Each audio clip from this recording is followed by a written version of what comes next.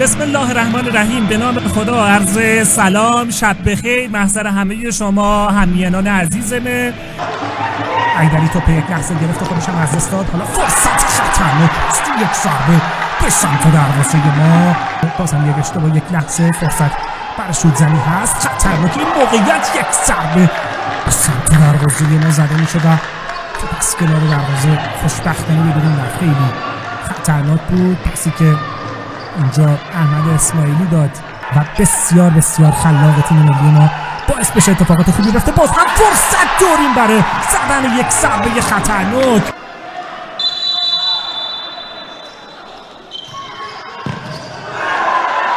ببینید یک موقعیتی که ایجاد شد، ضربه زدن ولی خوشبختانه درستاً تصویر برداری نشد. یک لحظه خطرناک بود، خطاهای خیلی بدی کردیم متاسفانه و اینجا هم که ملاحظه کردید یک ضربه خیلی هم خوب توپ به بیرون زد بازیکن ایران و فرصت از دست رفت.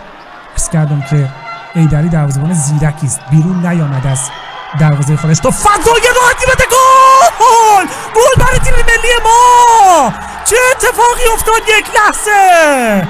گل برای تیم ملی فوتسال افغانستان، جوانان افغانستان، غرور افغانستان و تعصب افغانستان. به پا بخیزید، به احترام این تیم و کلاه از سر بردارید. چه اتفاقی افتاد؟ جانم عباس ایدری و این ضربه فوق‌العاده. باز هم یک توپگیری خوب، دوباره فرصت داریم، موقعیت داریم برای زدن گل دوم. وای که محمد اکبری پاس میدادی، وای که اگر محمد پاس داده بود دروازه برای دومین بار باز شده بود. ببینید چرا ندادی پاس خوبت روی این صحنه محمد اکبری و توپی که اشتباه کردیم یک لحظه. باز هم فرصت هست. وای چه اشتباهی یک لحظه و ضربه‌ای که زده شد و خوشبختانه تیر دروازه برخورد کرد و تبدیل به گل نشد. با خوششانسی ما و موقعیت از دست رفت. با واکنش خوبش توپ گرفت، بازم فرصت. گل دوم. وای چه زد علی احمدی. خدا چه توپی، چه گلی. وای فوق‌العاده بود این لحظه. تاریخ بنویسید برای این لحظات فوتسال افغانستان.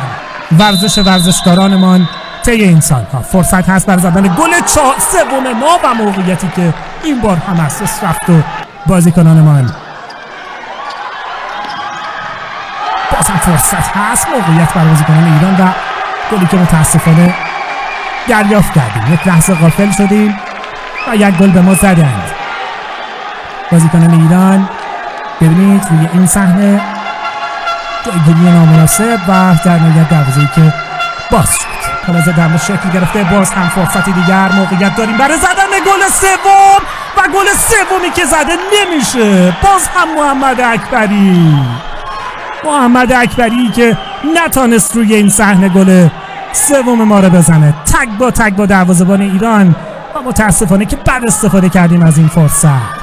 نداره، کار دنبال میکنه. توپگیری عالی از ما. فرصت باز هم داریم بر زدن گل سوم. موقعیت هست و علی احمدی که زماناً به سرعت در حال سپری شدن هست. خیلی خطرناک بود، عجیبه. باز هم فرصت بر بازیکنان ما هست. موقعیت داریم برای زدن گل سوم. همچنان فرصت هست و حالا این ضربه‌ای که زده شد و